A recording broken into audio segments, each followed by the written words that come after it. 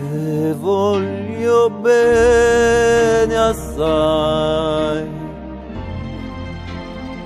ma tanto tanto bene sai, è una catena ormai,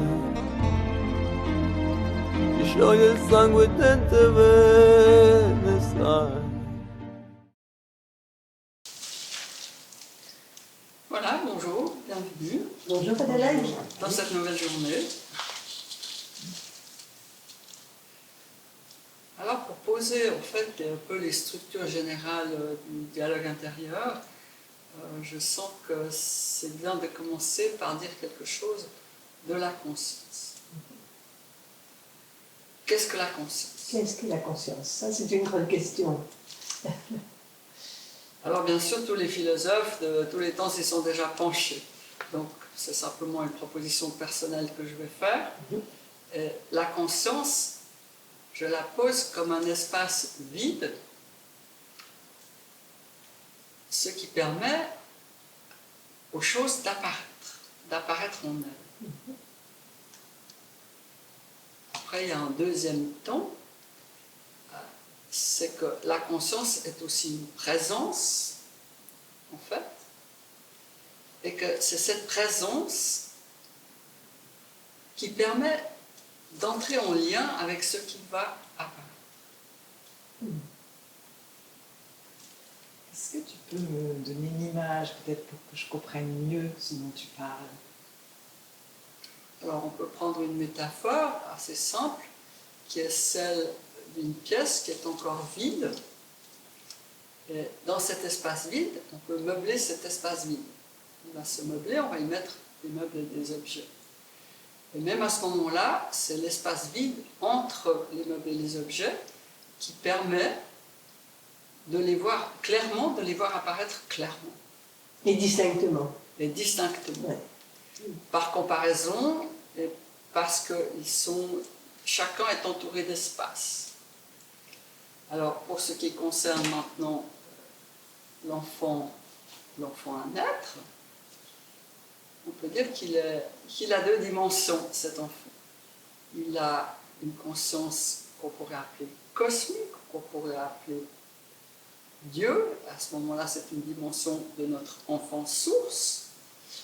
Et cet enfant source, il est semblable à cet espace vierge qui est relié à la source. Maintenant, l'enfant lui-même, il a une hérédité, l'enfant biologique a une hérédité des contenus psychiques et physiques qui remontent sur des générations. Et on pourrait comparer cet héritage avec lequel il vient à un paquet de graines qui sont là en attente de pousser dans l'incarnation, en attente de se manifester dans cet espace cosmique de la conscience de l'enfant. Et là, on va venir dans une conscience plus personnelle. Alors, qu'est-ce qui se passe avec ces graines pour l'enfant? La conscience de l'enfant. Tout à fait. Alors, au moment où l'enfant est conçu, il y a un contexte qui se manifeste. Ils sont ses parents, les conditions de la gestation, les conditions sociales, le siècle dans lequel il naît, la religion dans laquelle il naît, une société donnée. Alors ça, ce sont des terrains et des cultures. Et à ce moment-là, ce à quoi il est exposé, le terrain auquel il est exposé, par ses parents d'abord, par son entourage immédiat, va d'une certaine manière arroser, faire croître certaines de ces graines. Alors, il y a les graines qui croissent parce qu'il y a un contexte douloureux, et puis il y a les graines qui croissent parce qu'il y a un contexte soutenant, affirmatif, aimant, et puis ça va faire un paysage de la personnalité. D'accord. Okay. Après ça, on peut encore concevoir une autre chose par rapport à ce point de départ où on voit juxtaposer une conscience cosmique avec une conscience personnelle. c'est que l'enfant a un premier devoir, un devoir initial, absolument nécessaire, qui est de survivre. Et pour survivre, il doit être protégé par son contexte. Donc, immédiatement, par rapport à ces paramètres qui font croître ces graines intérieures, il va développer ce qu'on appelle une personnalité de survie. Enfin, le dialogue intérieur, on l'appelle personnalité de survie. On peut aussi dire que ça s'appelle l'ego.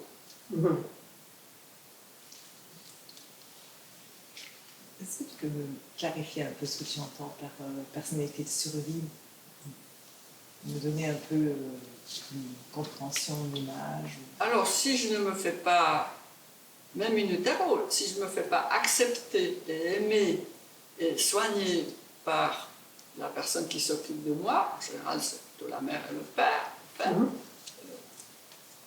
je ne vais pas survivre parce que l'enfant biologique arrive, il est déjà impuissant dans la matrice, en fait, et quand il naît, il est toujours encore impuissant à prendre soin de lui-même. Et donc, immédiatement, il va développer une personnalité protectrice, en fait, dont on parlera un peu plus tard, qui va être son caractère. Parce qu'il y a ceux qui se protègent, par exemple, en étant gentils. Il y a ceux qui se protègent en se mettant en colère, en réclamant quelque chose. Et puis, il y a ceux qui se protègent en se taisant, en se disant « je serais mieux accepté si je ne dis rien, si je ne pleure pas, si je ne fais pas de drame ». Et donc, toutes ces réactions qui dépendent du contexte, en fait, et de l'héritage de l'enfant, qui n'arrive pas du tout comme une page blanche, en ce sens, vont déterminer sa personnalité. Et on dit survie parce que s'il n'est pas protégé, il va mourir. Et s'il n'arrive pas à avoir un lien avec son entourage, il mourra psychiquement, ou il sera dysfonctionnel psychiquement. Est-ce que ça a un rapport avec ce qu'on a pu observer chez certains enfants qui effectivement étaient nourris, donc le corps était nourri, ils recevaient du lait qu'il fallait, etc.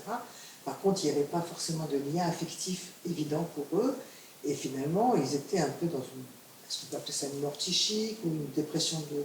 Voilà, quel rapport tu fais entre cette matrice nécessaire pour que l'enfant grandisse, entre les besoins naturels physiques et des besoins relationnels affectifs? Alors, ça va être un équilibre entre le besoin physique et le besoin affectif. Le besoin affectif, c'est quelque chose, et on en reparlera tout à l'heure. Le besoin affectif, c'est un lien du cœur, c'est quelque chose de plus mystérieux qui circule, par exemple, entre le cœur de la mère et le cœur du bébé, même lorsqu'il est dans le ventre, déjà, bien sûr, tout de suite, et peut-être qu'il sait déjà avant la conception. C'est là que se préparer. On peut déjà se mettre en lien avec l'enfant à venir. Et alors, juste pour conclure, je vais dire qu'on verra un peu plus tard que le dialogue intérieur propose une façon de recréer le lien qui a été lacunaire dans la petite enfance, ou même in utero, plus tard dans le temps, puisque dans la psyché, il n'y a pas de temps. Et que cet enfant biologique va devenir l'enfant intérieur de la personne et être présent, perpétuellement présent et vivant, ici et maintenant, pendant toute notre vie.